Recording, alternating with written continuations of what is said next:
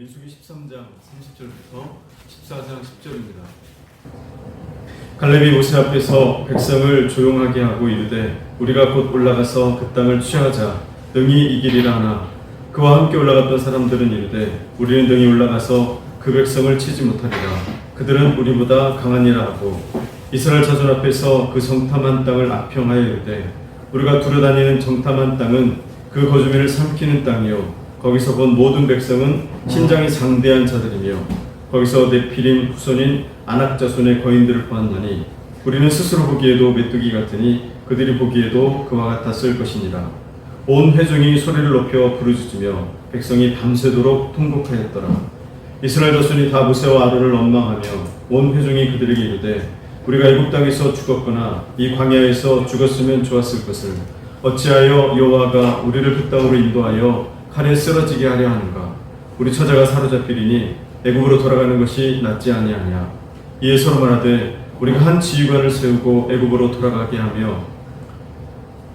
하매 모세와 아론이 이스라엘 자손의 온 회중 앞에서 엎드린지라.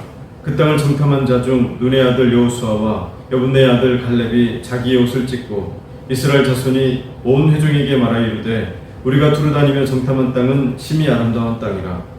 여호와께 소리를 기뻐하시면 우리를 그 땅으로 인도하여 들이시고 그 땅을 우리에게 주시리라.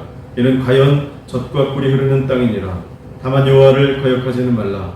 또 그 땅 백성을 두려워하지 말라. 그들은 우리의 복이라. 그들의 보호자는 그들에게서 떠났고 여호와는 우리와 함께 하시느니라. 그들을 두려워하지 말라 하나 온 회중이 그들을 돌로 치려 하는데 그때 여호와의 영광이 회막에서 이스라엘 모든 자손에게 나타나시니라. 아멘. 하나님의 은혜가 모든 성도님들과 가정이 충만히 임하시기를 원합니다. 우리는 정체성 혼란의 그런 시기 가운데 살아가고 있습니다. 대표적인 혼란을 보면 성정체성을 들을 수가 있습니다. 학교에서도 요즘에 우리 자녀들에게 성정체성에 대해서 심하게 왜곡된 그런 인상을 또 가르침을 심어주고 있습니다. 생물학적인 성 말고 자기가 그 성을 결정할 수 있다고 가르치고 또 그것이 또 자연스럽다고 그렇게 가르치는 시대를 살고 있습니다. 진리가 아닌 것들을 진리라고 외치고 또 진리는 저 구석에다가 내버려 두는 그런 시대입니다. 사람들은 이런 시대 속에서 삶의 목적도 모르고 방향도 모르고 어디서 왔는지 또 어디로 가고 있는지 그렇게 모른 채 그렇게 혼란한 시대를 살아가고 있습니다. 오늘 말씀을 보면 오늘날의 시대와 같이 정체성의 혼란을 겪고 있는 한 민족이 있습니다. 그들은 바로 이스라엘 민족입니다. 이스라엘 민족이 출애굽을 해서 바란 광야에 거주할 때의 일입니다. 그들은 각 지파별로 리더 한 명씩을 선별해서 가나안 땅을 정탐하도록 했습니다. 그 땅의 유무와 토지의 모습과 또 과일은 어떤지 그 땅을 두루 다니면서 살펴보도록 했습니다. 그리고 그들은 40일 동안 가나안 땅을 두루 정탐하고 돌아와서 이스라엘 백성에게 보고를 했습니다. 보고의 내용을 보면 여호수아와 갈렙을 제외한 10명의 정탐꾼들은 가나안 땅에 대해서 악평을 했습니다. 이 악평을 했다는 말은 중상모략을 했다라는 그런 뜻을 가지고 있습니다. 그들은 이렇게 보고했습니다. 그 땅은 젖과 꿀이 흐르는 땅인데 그 땅 거주민은 강하고 성읍은 견고하고 힘이 크고 또 거기에는 아낙 자손 거인족인 아낙 자손이 있습니다. 그 땅은 거주민을 삼키는 땅이요 거기 사는 백성은 신장이 장대한 자들이고 네피림의 후손인 아낙 자손이 있는데 그들에 비하면 우리는 메뚜기에 불과합니다. 이렇게 악평을 하면서 보고를 했습니다. 그들의 주장을 다시 한번 살펴보면 가나안 거주민은 크고 강하고 또 장대하고 거기에는 거인족 속인 아낙 자손이 있다. 그리고 성곽은 높고 하늘에 닿았고 견고하다. 또 그 땅은 거주민을 삼키는 땅이다. 이렇게 간단하게 말할 수 있습니다. 거주민을 삼키는 땅이다라는 말은 척박한 땅이라는 말이 아닙니다. 이스라엘 그 리더들이 정탐해서 보니까 그 땅은 적과 꿀이 흐르는 땅이라고 말했죠. 그러니까 그 땅이 이제 척박한 땅이라는 말이 아니라 그 땅이 매우 비옥하고, 그리고 그 땅은 지리적으로 군사적으로 요충지다라는 말입니다. 그래서 가나안 민족이 그 땅을 쉽게 내주지 않을 것이고, 그리고 설령 우리가 전쟁을 해서 그 땅을 차지한다 하더라도 다른 여러 민족들이 그 땅을 침입할 것이고, 그래서 열방과의 전쟁에 쉽게 휘말릴 수 있고, 결과적으로 많은 사상자가 많은 전쟁을 치러야 되는 그런 땅입니다. 그래서 결론이 뭡니까? 우리가 그 땅을 취하면 안 됩니다. 이런 말이죠. 사실 이스라엘의 그 정탐꾼들, 그들은요 이스라엘 민족의 대표자들입니다. 다른 말로 말하면 이스라엘 민족 중에서 빼고 뺀 사람들이에요. 똑똑한 사람들입니다. 그들의 관찰 아주 정확하게 보입니다. 이에 반해서 다른 정탐꾼이었던 여호수아와 갈렙은 전혀 다른 보고를 합니다. 여호수아와 갈렙은 이렇게 보고하죠. 우리가 올라가서 취하면 능히 이깁니다. 우리가 두루 다니며 정탐한 땅은 심히 아름다운 땅으로 하나님께서 우리를 기뻐하시면 우리를 그 땅으로 인도해 들으시고 그 땅을 우리에게 주실 것입니다. 그 땅은 정말로 젖과 꿀이 흐르는 땅입니다. 하나님을 거역하면 안 됩니다. 그들은 우리의 먹입니다. 그들의 보호자는 그들에게서 떠났고 여호와 하나님께서는 우리와 함께 하십니다. 그들을 두려워하지 맙시다. 그들이 이렇게 보고를 했습니다.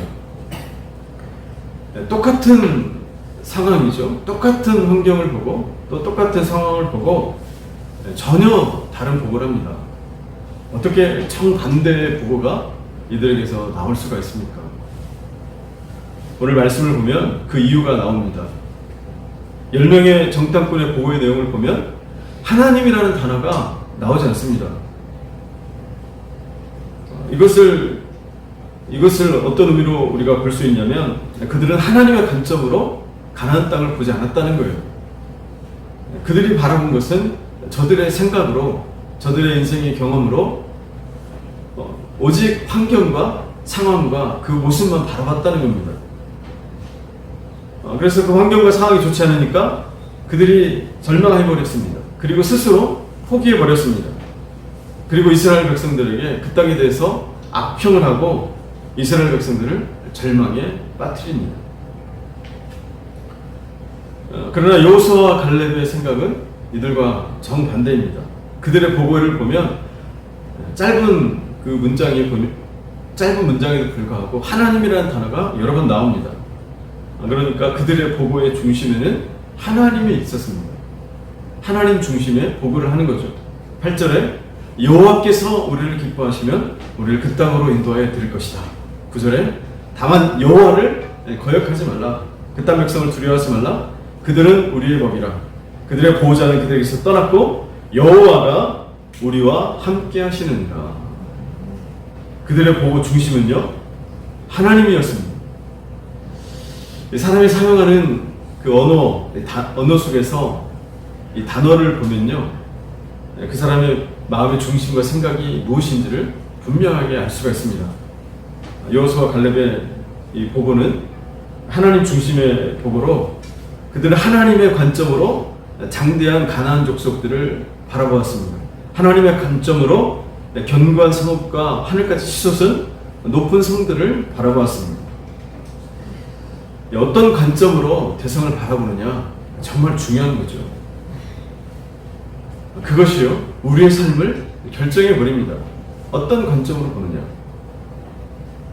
그래서 사랑하는 성도 여러분, 하나님의 관점으로 모든 환경과 모든 상황을 바라볼 수 있기를 원합니다. 그것이 성도의 능력이요 성도의 힘입니다. 사실 많은 사람들이 어떤 상황과 환경에 매입니다. 그런데 환경과 상황은 문제가 되지 않습니다. 10명의 정탐꾼과 같이요 사람들은 상황이 좋지 않으면 어떻게 합니까? 환경이 좋지 않으면 안 된다고 이야기합니다. 그리고 포기합니다. 그것 때문에 안 된다는 거예요. 상황이 안 좋으니까, 환경이 안 좋으니까 그것 때문에 될 수 없다고 그렇게 여기고 그렇게 생각하고 포기해버립니다. 그런데 근본적인 문제는 거기에 있지 않아요. 사람들은 상황과 환경이 근본적인 문제여서 안 된다고 생각하는데 근본적인 문제는 그것이 아닙니다. 무엇이냐면 하나님께서 함께하지 않는 것이 문제인 거예요. 문제는 하나님이 그 환경과 상황 속에 함께 하시느냐 함께하지 않느냐 이것이 문제지 상황과 환경은 문제가 되지 않습니다. 그런데 많은 사람들이 환경이 이러니까 상황이 이러니까 안 된다고 포기해버리고 그냥 낙심하고 그렇게 살아갑니다. 창세기에 요셉의 이야기를 우리는 잘 알고 있습니다. 요셉은 형들의 시기로 노예로 팔려갔습니다. 그는 정말 이 어린 한 소년이 타지에 외국으로 그것도 노예로 살아갔습니다. 얼마나 많은 고생을 했겠습니까? 그렇지만 하나님께서 함께 하심으로 성경에 보니까 그는 형통한 삶을 살아갔다라고 그렇게 강조하면서 우리에게 가르쳐주고 있습니다. 그는 누명을 쓰고 또 감옥까지 들어갑니다. 완전 인생의 밑바닥까지 떨어졌습니다. 삶의 소망이 이제 없어요. 그런데 그는 그 감옥 속에서도 형통한 삶을 살았다고 성경이 말씀하고 있습니다. 그리고 결국 하나님께서 그와 함께 하심으로 그는 애굽 전 나라의 총리가 됩니다. 한 작은 소년이었습니다. 그는 노예였습니다. 그는 죄수로 감옥까지 들어갔습니다. 그런데도 여호와 하나님께서 그와 함께 하시니까 그가 애굽의 총리가 됩니다. 홍해 앞에 선 이스라엘의 모습 어떻습니까? 애굽 군대가 전차를 이끌고 그들을 죽이려고 쫓아왔습니다. 앞에는 홍해요, 뒤에는 정규 애굽 군대입니다. 이제 방법이 없습니다. 죽는 것밖에 남는 것이 없어요. 그러나 하나님께서 이스라엘과 함께 하심으로 하나님께서 불가능해 보였던 홍해를 가르셨습니다. 그리고 이스라엘 백성이 마른 땅으로 그 홍해를 걷게 하셨고 그리고 애국 군대를 바다에 수장시켜 버리셨습니다. 최악의 상황이 최고의 상황으로 변화되었습니다. 사랑하는 성도 여러분, 환경이나 상황은 아무런 문제가 되지 않습니다. 그래서요, 우리가 무엇을 훈련해야 되냐면 하나님의 관점으로 환경과 상황을 바라볼 수 있는 그런 훈련이 필요합니다. 가정이 어렵습니까? 환경 때문에 안 된다고 생각하십니까? 그 생각이 문제인 거예요. 환경과 상황은 성경에 보니까 전혀 문제가 되지 않아요. 오히려 극심한 어려운 상황과 환경일수록 하나님의 영광이 드러나는 것을 성경이 우리에게 보여주고 있습니다. 우리는요, 그런 존재들이에요. 아무리 좋지 않은 상황이더라도 그것을 통해서 오히려 하나님께 영광을 드리는 그런 거룩한 존재로, 그런 능력 있는 존재로 우리가 부르심을 받은 줄로 믿습니다. 오늘 환경과 상황이 좋지 않다고 포기한 부분 없습니까? 오늘 내 능력이 부족하다고, 안 된다고 그렇게 치부하면서 살고 있지는 않습니까? 오늘 우리가 그 영역을 믿음의 영역으로 바꾸시는 은혜가 있기를 원합니다.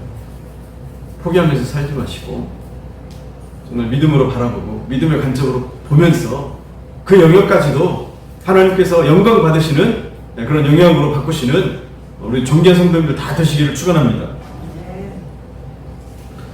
두 번째로요, 이스라엘 백성들이 이 메뚜기 컴플렉스를 가졌는데 그것을 제거하는 방법, 두 번째, 올바른 정체성을 가져야 됩니다.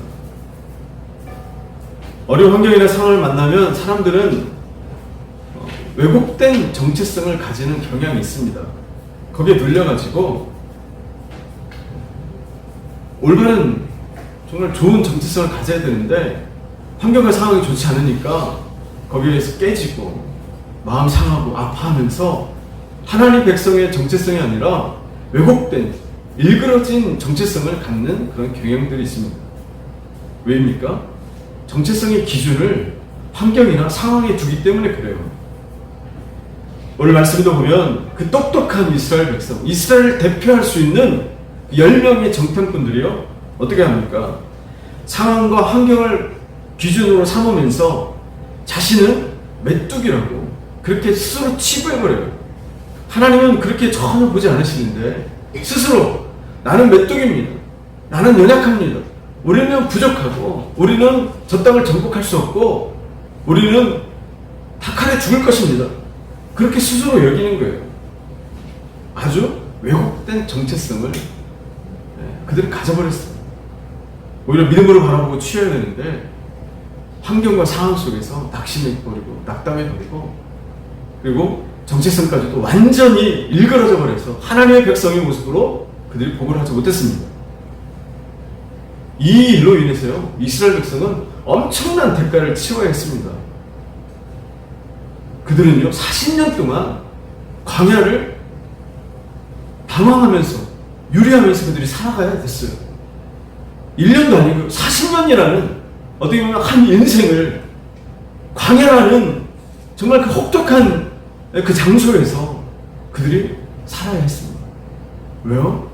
잘못된 정체성을 가졌기 때문에, 하나님이 원치 않는 정체성을 그들이 가졌기 때문에, 일그러진 정체성을 가지고 그렇게 그들이 살았기 때문에 장장 40년이라는 엄청난 기간을 이 광야에서 헤매게 되었습니다. 이 모습은요, 하나님의 백성이 하나님의 올바른 정체성을 가지는 일이 얼마나 중요한가 우리에게 가르쳐주고 있어요. 그냥 넘어가는 부분이 아니라 분명히 이 부분을 우리가 짚고 넘어가야 된다는 거예요. 인생 40년 허비한 거예요. 뭐 때문에? 올바른 정체성 가지고.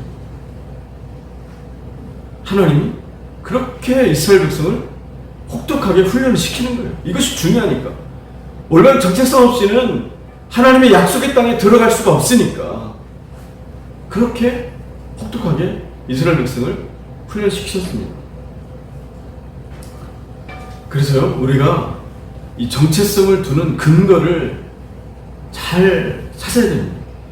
어디다 정체성을 둘 것인가, 그 근거를 어디에 둘 것인가 우리가 분명히 해야 돼요.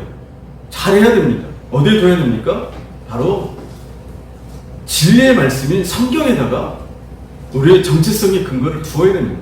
그 외에는요 다 왜곡됩니다. 어떤 사람은 물질에 둬요. 물질이 부여하면 자기는 막 인생 성공한 줄 알아요. 교만하게 살고 자기만을 위해서 또 쾌락을 추구하면서 왜곡된 인생을 살아갑니다. 물론 물질 중요하죠. 잘 사는 것도 좋죠. 그러나 정체성을 거기에 두어서는 안 됩니다. 실패한 인생을 살아요. 마지막에 뼈저리기, 하나님의 심판대 앞에서요 처절한 눈물을 흘리면서 그렇게 비참한 모습 가운데 빠져들어가게 될 것입니다. 어떤 사람은 어떤 명예나 어떤 권력이나 이 세상의 어떤 다른 추구하는 것들, 어떤 인간관계나 어떤 자기가 잘하는 것, 거기에다 정체성을 둡니다. 그러나 다 그것들은요 왜곡될 수밖에 없어요. 내가 잘한다고 생각했는데 더 큰, 그죠? 지역에 가보니까, 더 큰 곳에 가보니까 어때요? 나보다 더 잘하는 사람, 수백 배 잘하는 사람이 널려 있습니다. 왜곡되게 되는 거죠. 정체성의 근거를 잘 둬야 됩니다. 어디에 둬야 됩니까? 하나님의 진리의 말씀인 성경에다가 우리의 말씀을 두어야 됩니다. 사단이 하는 일 중에 하나가 자꾸 정체성을 왜곡시키는 거예요. 거 봐라, 너 실패했지? 너 그거밖에 안 되는 거야. 거 봐라, 네 집 가난하지? 너 그거밖에 살 수 없는 거야. 거 봐라, 네 능력 그것밖에 안 되지? 너는 그것밖에 하지 못하고 죽게 될 거야. 그것이 너의 정체성이야, 너의 모습이야. 사단은 계속해서 이 정체성을 왜곡시킵니다. 가두는 거죠. 그 한계 안에서 그냥 머무르면서 살도록 그렇게 만드는 거예요. 그게 사단의 전략입니다. 그런데 하나님은 전혀 그렇게 말씀하지 않으시거든요. 성경은 우리에게 결코 그렇게 말씀한 적이 단 한 번도 없거든요. 하나님은 너는 거룩한 백성이고 너는 예수 그리스도 피로 말미암아 존귀한 백성이다, 그렇게 말씀하시는 거예요. 내게 능력 주시는 자 안에서 너는 뭐든지 다 할 수 있다. 너는 택하신 족속이요 왕같은 제사장이요 하나님의 거룩한 백성이다. 너는 큰 용사고 하나님의 유업을 받은 자다. 너는 무엇이든지 나의 힘과 능력으로 잘할 수 있다. 그것이 성경이 우리에게 가르쳐주는 정체성입니다. 장성도 여러분, 세상이 주는 정체성의 모습, 사단이 주는 정체성의 모습에 대해서 속지 마시기 바랍니다. 오직 하나님의 말씀에 정체성의 근거를 두고 하나님 말씀 속에서 자신의 모습을 파악해 가시는, 알아가시는 우리 존귀한 백성들 다 되시기 원합니다.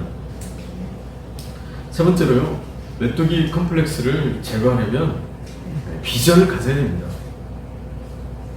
오늘 말씀을 보면요, 10명의 정탐꾼에는 없는 게 있어요. 그들이 객관적으로 잘 평가한 것 같아요. 객관적으로 잘 본 것 같아요. 가나안 족속, 장대한 족속들이었습니다. 거기에는 아낙 자손 거인 족속들이 있어요. 이집트 벽화에 보면 정말 사람 몇 배 되는 그런 모습이 나와 있습니다. 그러니까 머리 한두 개가 있는 더 큰 백성이 아니에요. 아낙 자손은 완전히 키가 한 두세 배 되는 그런 족속들입니다. 싸움이 되겠습니까? 그렇게 이스라엘을 대표하는 자들이 허수로 받겠습니까? 정확하게 봤어요. 얼마나 그들이 장대하고 얼마나 아낙 자손이 강대하고 크고 힘있게 생겼는지 그들은 객관적으로 잘 평가를 했습니다. 그런데요, 그들에게 부족한 것이 있었습니다. 상황과 환경을 정확하게 볼 수는 있었지만 뭐가 없었냐면 하나님의 비전이 없었어요. 하나님의 꿈이 없었습니다. 하나님은 분명하게 아브라함에게, 이삭에게, 야곱에게 나는 전능하신 하나님이라, 내가 너로 말미암아 큰 민족을 이루고 내게 복을 주어 내 이름을 창대케 할 것이다. 너의 민족은 하늘의 별과 같이 땅의 티끌과 같이 그렇게 많아지게 될 것이다. 하나님이 분명하게 비전을 줬습니다. 이스라엘 백성들은요, 그러니까 그 비전 때문에 지금 출애굽을 하게 된 거예요. 하나님이 아브라함에게 내 백성이 외국인들에 의하여서 포로로 살게 될 것이고 4대 만에 그들이 돌아올 것이다. 하나님이 예언했어요. 그리고 비전을 주셨어요. 그러니까 이 비전 때문에 이스라엘 백성이 출애굽을 한 거예요. 다른 것 때문에 출애굽한 것이 아닙니다. 하나님의 약속이 있었기 때문에 출애굽을 했습니다. 그래서 하나님은 애굽에 10가지 재앙을 내렸습니다. 그리고 애굽이 거의 망할 지경에 이르기까지 애굽을 흔들어 놓으셨습니다. 그리고 이스라엘 백성을 출애굽시키신 거예요. 그리고 이제 그들은 드디어 약속대로, 비전대로 그들이 이제 가나안 땅을 향해서 가고 있었습니다. 이스라엘 백성에게는요, 분명한 하나님의 약속이 있었습니다. 분명한 하나님의 언약이 있었습니다. 이것이 비전이에요. 비전이 있었기 때문에 그들은 지금 광야를 걷고 있는 거예요. 그런데요, 10명의 정탐꾼들이 가나안 상황을 보니까 어떻게 됩니까? 그들은 비전을 다 잃어버렸어요. 그 환경과 상황을 보고 스스로 생각하고 스스로 판단하기를 안 된다. 우리는 다 죽게 될 것이다.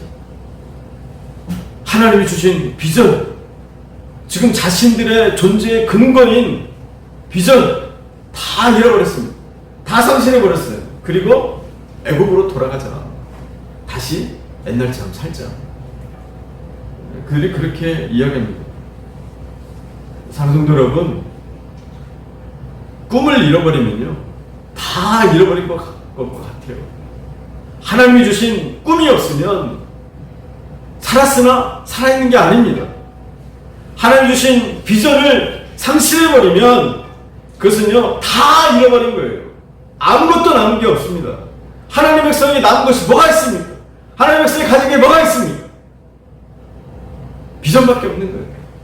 하나님밖에 없는데 하나님이 주신 비전을 다 잃어버리면 다 잃어버린 거죠.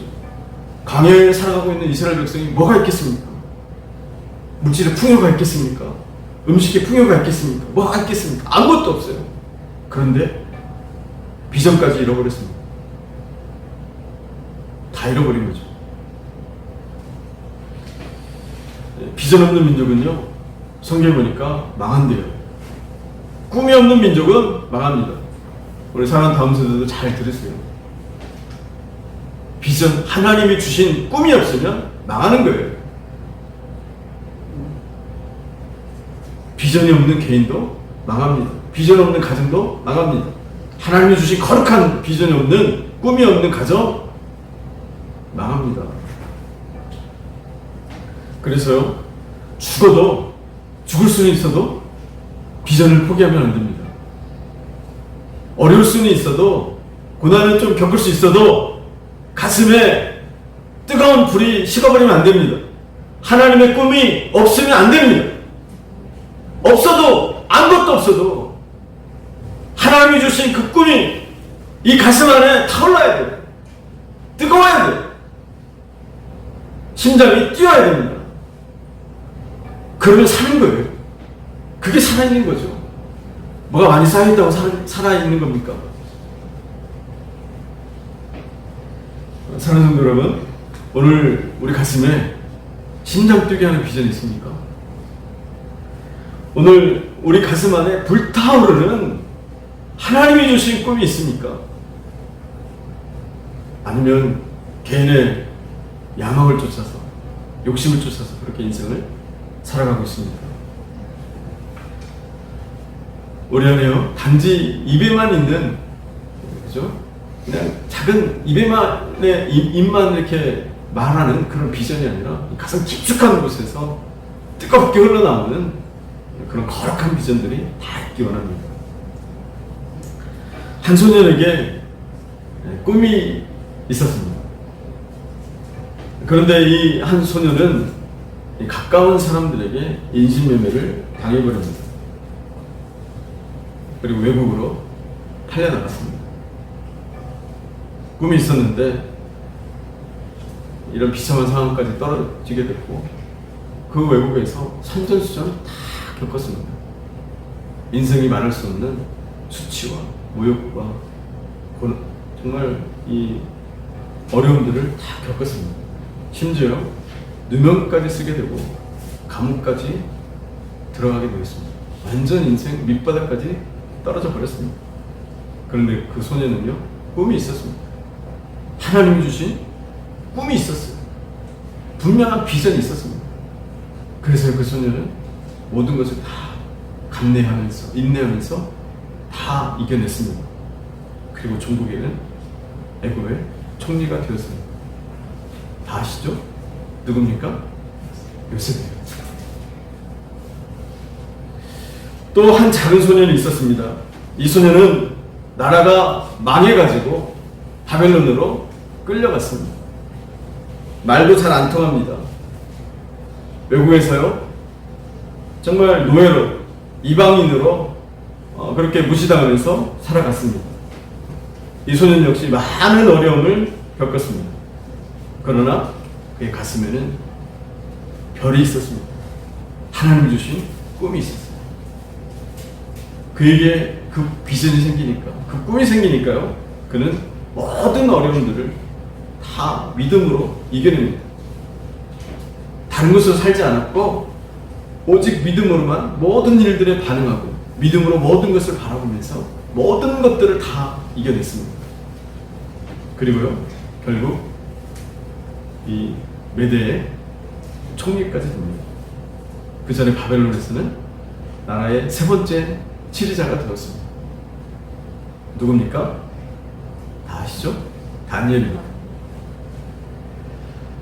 하나님은요, 이 성경의 믿음의 선진들의 모습을 통해서 이 비전이 얼마나 중요한지, 비전을 갖는 일이 얼마나 능력 있는 삶을 살게 되는지를 보여주시는 거예요.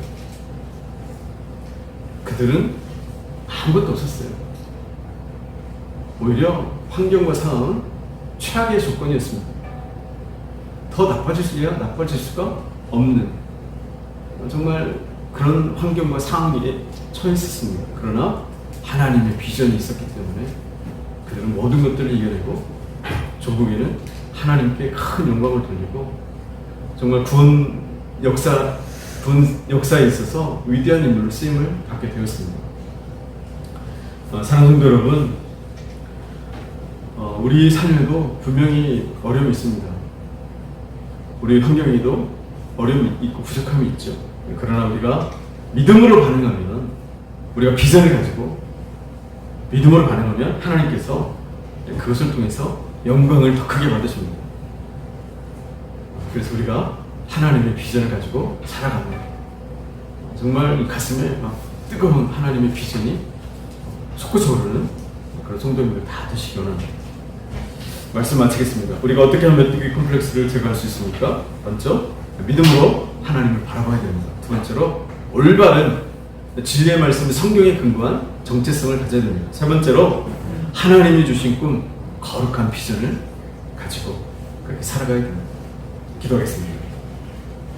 하나님 아버지, 오늘 메뚜기 컴플렉스를 어떻게 하면 제거할 수 있는지 같이 나눴습니다. 10명의 정탐꾼들이 가나안 땅을 정탐하고 나서 자신은 메뚜기밖에 안 된다, 그렇게 고백을 했는데, 하나님, 우리 안에 이러한 모습과 그런 생각은 없습니까? 우리 안에 그런 모습이 있다면 다 제거하여 주옵소서. 우리가 믿음으로 하나님을 바라볼 수 있게 도와주시고, 올바른 성경에 근거한 정체성을 갖게 하여 주시고, 하나님이 주신 거룩한 꿈, 비전을 가질 수 있도록 은혜를 더하여 주옵소서. 그리하여 최악의 상황과 좀 어려운 조건 속에서도 하나님께 더 큰 영광을 돌려드리는 능력 있는 성도로 그렇게 살게 하여 주옵소서. 예수님의 이름으로 기도합니다.